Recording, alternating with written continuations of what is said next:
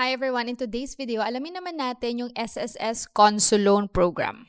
So alamin natin yung SSS Consul Loan Program. Ano nga ba to? So kung meron kang unpaid loans, pwede mo na tong bayaran ng penalty free.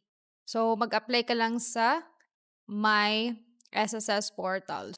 Samantalahin nyo to para wala kayong penalty and makakuha kayo ng full benefits. So, sino nga ba yung qualified sa SSS Consul Loan? So, mga member or borrowers na may past due loans. So, salary loan including salary loan early renewal program or yung SLERP, calamity loan, emergency loan, tsaka restructured loan. So, ang past due loans ay unpaid obligation na binubuo ng principal, interest, at penalties na katumbas ng mahigit 3 monthly amortizations na hindi nabayaran o utang na may natitira pang balanse matapos ang payment period. So, kung isa kayo sa mga member borrowers na merong past due loans, hindi nyo pa nabayaran, qualified kayo dito sa Consul Loan. Ito pa. Member borrowers na hindi pa nabibigyan ng final benefit, ibig sabihin ng permanent total disability or retirement. Yan, so qualified din kayo dyan. Member borrowers na hindi nakasuhan ng fraud laban sa SSS. At member borrowers na may active My.SSS account. So yung may mga online account sa SSS, yun yung mga qualified dito sa Consul Loan. So paano nga ba yung pagbabayad sa Consul Loan? So, pwede kang magbayad ng one-time payment or ng full payment, ibig sabihin lahat, babayaran mo na. And wala ka nang babayarang penalties. So, pwede kang mag-apply ng Consul Loan sa iyong My SSS account. So, dapat meron kang online account. So, bayaran mo ang buong halaga ng Consul Loan sa loob ng 30 days pagkatanggap ng Notice of Approval ng iyong Consul Loan application. So, 30 days lang So, pag natanggap mo na yung notice ng approval ng Consul Loan application mo, bayaran mo na siya within 30 days. So, para sa Consul Loan amount, the 5,000 and below, pag 5,000 and below yung utang mo, one-time payment lang ang available na option. Okay?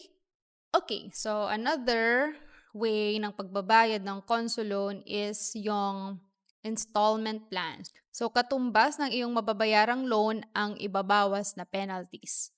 Okay, so pwede kang mag-apply ng Consul Loan sa iyong online account.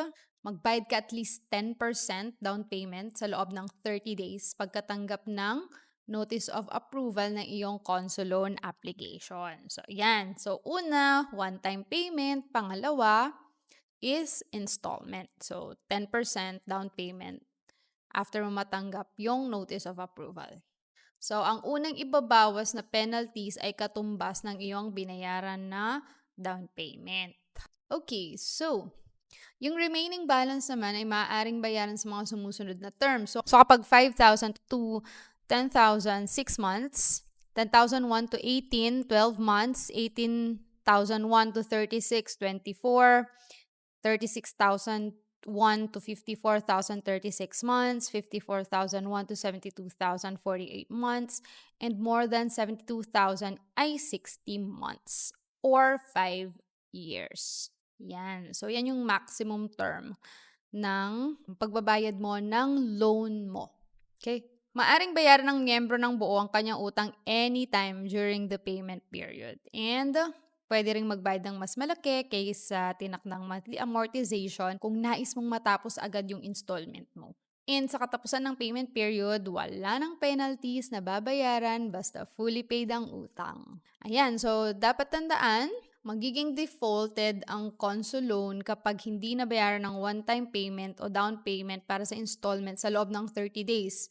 So, ibabalik lahat ng penalties ng loan mo. So, kailangan pag nag-apply ka, bayaran mo agad within 30 days kasi may default ka na. Mahirap yun ha.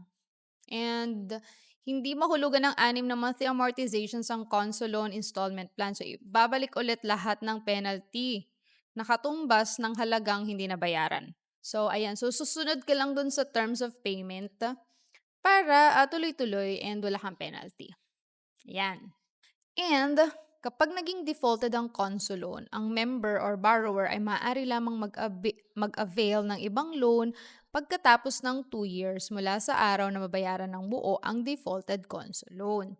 Ayan, so 2 years ka pang makakapag-avail ng ibang loan kapag default ka. And kung mag-apply ka ng retirement or total disability benefit o namatay ang miyembro during the conso loan payment period, ang hindi nabayarang utang ay ikakaltas sa benepisyong matatanggap ng miyembro o ng kanyang benepisyaryo.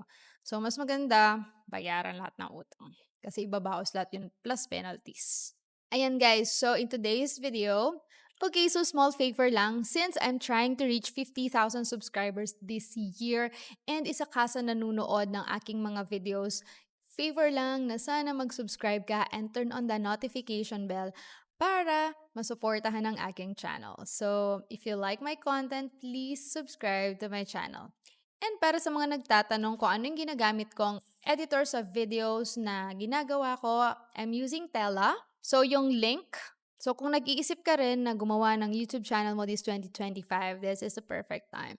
And this is the perfect tool for you. So, screen recorder na may built-in editor, pwede kang gumawa ng content ng mabilis. So, magkakaroon ka ng 30% off pag ginamit mo yung link ko sa description section. So, thank you so much for watching. Till the next video. Bye!